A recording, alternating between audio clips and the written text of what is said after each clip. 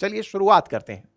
शुरुआत है प्रधानमंत्री नरेंद्र मोदी की रूस के राष्ट्रपति से फोन पर हुई बातचीत में, जिसका प्रधानमंत्री ने अपने ट्विटर हैंडल पर जिक्र करते हुए कहा कि मेरा उनके साथ बढ़िया बातचीत हुई, बायलैटरल एजेंडाज को लेकर बातचीत हुई, इंडिया रशिया के बीच में जो संबंध है उनको लेकर बातचीत हुई, हमने उन्हें इनविटेशन दिया है, प्रेसिडेंट पुतिन को कहा है कि आप आइए, 23वीं बार इंडिया रशिया के एनुअल समिट में शामिल हो जाइए। कल मैंने आपको यह जानकारी दी थी जब डोभाल साहब जाकर के पुतिन से मिले थे कि ये गए हैं, पुतिन ने इनसे हैंडशेक किया, दोनों ने कंफर्म किया कि पुतिन भारत आ रहे हैं। कल हमने जिक्र किया, आज प्रधानमंत्री ने बकायदा अपने ट्वीट्स में अपनी जानकारी में यह बताया कि वो प्रधानमंत्री ने उन्हें इनवाइट कर दिया है कि वो आए और आकर के भारत और रूस के बीच में जो 23वीं एनुअल समिट है उसमें भागीदार बने। मिनिस्ट्री ऑफ फॉरेन अफेयर्स जो रशिया है उसके द्वारा भी इस बात की जानकारी दी गई। रशियन टाइम्स में यह खबर छपी और एक जानकारी यहां पर बड़ी रोचक निकल कर आई और वो ये था कि thanked him for Ukraine update. अब यहां देखिएगा, पीएम मोदी से says he had a very good and detailed call with President Putin। माफी चाह रहा हूं, ट्रंप इतने दिन तक जबान पर रहे हैं ना कि ट्रंप चलता रहा है। Thanked him for Ukraine update. Both sides reaffirmed their commitment to deepen the India-Russia strategic partnership. Putin expected in India later this year। यहां पर thanked him for Ukraine update, ये क्या कहानी है? असल मायने में आपको मालूम होगा, मैंने आपको बताया था कि स्टीवन विटकॉफ जो हैं, जो अमेरिका के प्रतिनिधि हैं, जो अमेरिका से चल करके रूस आए हुए हैं पुतिन से बातचीत करने के लिए रशिया यूक्रेन मामले में, उनका जाना और डोभाल साहब का जाना वो एक दिन में ही हुआ था, एक साथ दोनों लोग पहुंचे थे। तो विटकॉफ से जो पुतिन की बातचीत हुई वो उन्होंने प्रधानमंत्री नरेंद्र मोदी से डिस्कस की कि हमारा यूक्रेन पर अमेरिका के साथ ये बातचीत चल रहा है। ऐसा क्यों हुआ?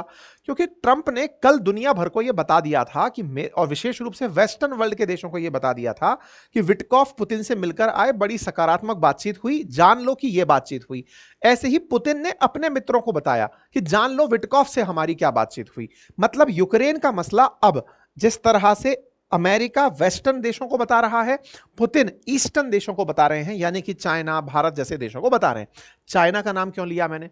क्योंकि चाइना का भी इसमें से है, क्योंकि चाइना भी रूस से तेल खरीदता है। इन भाई साहब ने चीन पर अभी तक प्रतिबंध नहीं लगाए हैं, लेकिन थोड़ा और इन पर दबाव बना तो प्रतिबंध लगा सकते हैं। इसी कारण से पुतिन ने अपनी तरफ से आज शी जिनपिंग से, प्रधानमंत्री मोदी से, लुकाशेंको से, टोक्योव से और मिर्जियोव से, इनसे बातचीत की। Kazakhstan, Uzbekistan, Belarus, Xi Jinping, China, India, इन सब के राष्ट्रपतियों से बातचीत की।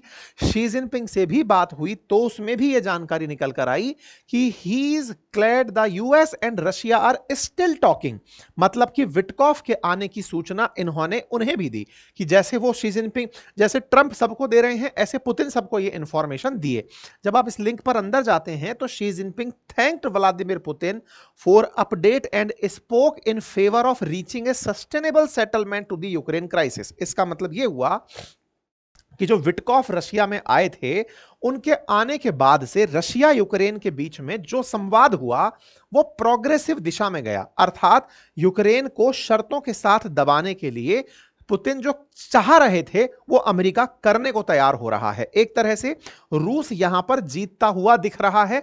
यह जानकारी पुतिन ने अपने मित्रों को दी, इंक्लूडिंग इंडिया। सेम यही लाइन उन्होंने भारत को भी बताई। यह news ministry of foreign affairs के द्वारा रशिया के द्वारा जारी की गई कि प्रधानमंत्री को भी स्टीवन विटकॉफ के आने की सूचना दी गई।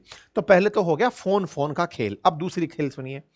रॉयटर्स में एक खबर छपती है और खबर यह कि इंडिया ने अपनी तरफ से जो यूएस से हथियार खरीदने थे उन सबको बैन कर दिया है, मना कर दिया कि नहीं खरीदेंगे। उसमें बहुत सारे फाइटर जेट्स की भी बात, P-8I जैसे जो हमारे विमान मिलने वाले थे, टोही विमान, और टैंकर टाइप की जो मशीनें हमें मिलने वाली थी, उनको हमने रोक दिया है। ऐसी खबर रॉयटर में छपती है। रॉयटर ने कहा कि भारत जो अमेरिका से खरीदने जा रहा था P-8 करके, जो इनके बोइंग के P-8I रिकनेंस एयरक्राफ्ट हैं, $3.6 बिलियन की जो डील थी, भारत ने उसे हॉल्ट कर दिया है। और एक खबर और छपती है कि हमारे जो रक्षा मंत्री हैं वो अमेरिका जाने वाले थे, उन्होंने भी अपनी जो ट्रिप है वो कैंसिल कर दी है। ये रॉयटर्स में खबर निकल कर आती है। खबर निकल कर आती है तो अचानक एक बड़ी न्यूज बन जाती है कि अरे भाई, इंडिया वाले तो इतने नाराज हो गए ट्रंप से कि सीधा सब कैंसिल मार दिए। अब इस बात पर एक कॉन्स्पिरेसी चलती है। कॉन्स्पिरेसी क्या? शाम होते होते मिनिस्ट्री ऑफ डिफेंस की तरफ से कहा जाता है कि नहीं नहीं, ये खबर झूठ है। रॉयटर्स ने जब यह खबर छापी थी तो क्या छापी थी कि उसने 3 ऐसे ऑफिशियल्स से जानकारी जुटा करके यह बात लोगों को बताई है। तो रॉयटर्स ने जो जानकारी दी वो लोगों से जानकारी जुटा कर दी। मिनिस्ट्री ऑफ डिफेंस ने इसका खंडन कर दिया। इससे एक कॉन्स्पिरेसी निकलती है और वो ये कि कहीं जानबूझकर अमेरिका को यह दिखाने के लिए कि देखो अमेरिका, अगर आपको यह लगता है कि हम ही यानी कि भारत को ही आपकी जरूरत है, यह आपकी गलतफहमी हो सकती है। हो सकता है कि आपको भी भारत की जरूरत हो डिफेंस इक्विपमेंट बेचने के लिए। तो हो सकता है रॉयटर्स तक यह खबर इंडिया ने पहुंचाई हो कि बेटा इसको छापो ताकि इसकी चर्चा हो सके और इसको छापने से दुनिया को बता सकें कि देखो इंडिया के पास यह ऑप्शन है, वो डिफेंस इक्विपमेंट को खरीदने पर रोक लगा सकता है। हालांकि यह खबर बाद में डिनाई मिनिस्ट्री ऑफ डिफेंस के द्वारा कर दी गई। ये इस बात पर चर्चा हुई कि भारत इस तरह का एक दांव खेल रहा है। खैर, इसी बीच में प्रधानमंत्री नरेंद्र मोदी की जो लूला से कल बातचीत हुई, उस बातचीत पर आज लूला की तरफ से भी डिटेल कन्वर्सेशन निकल कर आया और उन्होंने इस बात को रखा कि जो ये टैरिफ खेल चल रहा है ना, चिंता मत करो, अपन लोग मिलकर के बढ़िया व्यापार करेंगे, $20 बिलियन तक का व्यापार 2030 तक पहुंचाएंगे। हालांकि भारत ब्राजील के बीच में कोई खासा व्यापार नहीं है, लेकिन लूला भारत के साथ आकर खड़े हो गए कि सर टैरिफ से हम भी प्रताड़ित हैं, हम पर भी 50% है, आप पर भी 50% है, चलो मिलकर कुछ करते हैं। कोई बात नहीं, खैर कोई भी तरह से कॉपरेशन हो, ये तो वही वाली बात है, राम सेतु में गिलहरी का योगदान भी मायने रखता है। अब ऐसे में लूला के द्वारा भारत से बातचीत होना और भारत को यह कहना कि सर चिंता मत करो, आप संघर्ष करो, हम आपके साथ हैं, यह बात अमेरिका तक पहुंची। अमेरिका तक पहुंची तो अमेरिका के लोगों से पूछा गया कि भाई साहब एक बात बताओ, ये जो ब्रिक्स कंट्रीज हैं ये आपस में बातचीत करने लग रहे हैं और ये आपका ऑल्टरनेट तलाशने लग रहे हैं, और ऐसे समय पर जब 2026 में भारत को प्रतिनिधित्व मिल रहा है ब्रिक्स कंट्रीज को बुलाने का, इस बार 2026 में, अगले साल BRICS countries Brazil, Russia, India, China, South Africa समेत ये जो ब्रिक्स नेशंस हैं ये सब भारत में इकट्ठे होंगे। तो बोले ये सब लोग आपका अल्टरनेट तलाश रहे हैं, तो आपको क्या लगता है? अमेरिका से इस बात को पूछा गया तो अमेरिका के जो ट्रेजरी सेक्रेटरी हैं वो कहते हैं कि देखो इन सबको अमेरिका की जरूरत है। चाइना ने हमारे ऊपर रिटेलिएटरी एक्शन लिए थे, हमने जो सेक्शन लगाए उन्होंने हम पर लगा दिए, लेकिन बाकी लोगों को हमारी जरूरत है। हाँ, ये सत्य है कि ये दोनों आपस में बतियाने लग रहे हैं, जो अमेरिका से टैरिफ खाए हुए देश हैं, लेकिन उन्हें हमारी जरूरत है। तो एक तरह से अमेरिका का इसमें दम्भ फिर से नजर आया। वो ये कह रहा था कि इनको हमारी जरूरत है, हमसे मार्केट में इनको संबंध बनाए रखने मजबूरी है, चाइना वाले हम पर टैरिफ खेल सकते हैं, सॉरी खेल रहे हैं, ये इस बात से अवगत हैं। खैर जो भी हो, लेकिन एक बात आपको जानकारी के रूप में मैं दे दूं कि जो ब्रिक्स कंट्रीज है ना, वो ग्लोबल इकोनॉमी में 35.8% कंट्रीब्यूट करती हैं, वहीं G7 कंट्रीज मात्र 29.5% कंट्रीब्यूट करती हैं। और ब्रिक्स का डोमिनेंस लगातार दुनिया में बढ़ता जा रहा है। उन ब्रिक्स में से ही चाइना $17.96 ट्रिलियन की इकोनॉमी के साथ नंबर 1 इकोनॉमी बनकर खड़ा है। उसी के साथ India, Russia, Brazil, Saudi Arabia जैसे देश खड़े हैं। याद रखने की बात है कि G7 में भी सबसे पावरफुल अमेरिका ही है, उसके बाद में बाकी बचे देश इंडिया से भी छोटी इकोनॉमी है। उन तरह की, मतलब एक जर्मनी के साथ, जर्मनी जापान को आप लेकर चलो तो वो थोड़े कॉम्पिटिटिव हैं, लेकिन वो फिर एक तरह से G7 वर्सेस ब्रिक्स का अगर कंपैरिजन करते हो तो ब्रिक्स ज्यादा इकोनॉमी में कंट्रीब्यूट करती है, इसलिए इसे लाइटली लिया नहीं जा सकता। यूनाइटेड स्टेट्स खुद ब्रिक्स पर डिपेंडेंट है, यानी कि यूएस जो एक्सपोर्ट करता है ब्रिक्स कंट्रीज को वो 294 बिलियन का है, लेकिन जो इंपोर्ट करता है वो $649 बिलियन का है। यानी ब्रिक्स अगर एक हो जाए तो अमेरिका का व्यापार पूरी तरह प्रभावित हो सकता है, वो आश्रित हो जाएगा। अगर ये देश अपनी तरफ से एक्सपोर्ट रोक दें तो अमेरिका को बहुत ज्यादा महंगाई का सामना करना पड़ सकता है, क्योंकि ब्रिक्स नेशंस के साथ वो ट्रेड डेफिसिट में रहता तो है, लेकिन सस्ते माल प्राप्त कर करके अपने देश को सही तरह से प्राइस स्थिरता पे मेंटेन करके चलता है। खैर जो भी है, भारत अपनी तरफ से क्या अगले साल ब्रिक्स में कुछ ऐसा कामयाब करने में कामयाब हो जाएगा क्या कि ये ब्रिक्स सब एक हो जाएं और ये डिसाइड करे कि अमेरिका को हमें कितना % पर माल देना चाहिए? अगर ये ब्रिक्स नेशन करने में कामयाब हो जाते हैं तो ये अमेरिका के लिए एक बड़ा सबब बनेगा। खैर जो भी है, फिलहाल के लिए तो प्रधानमंत्री की ये जो बातचीत है यही भारत के लिए काफी बड़ी बात बनकर आई है।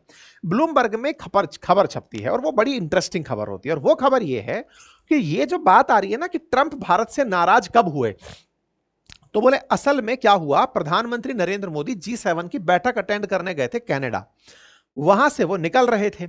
उस बीच में ट्रंप जल्दी से उस G7 को छोड़कर चले गए थे, क्योंकि इजराइल और ईरान आपस में भिड़े पड़े थे।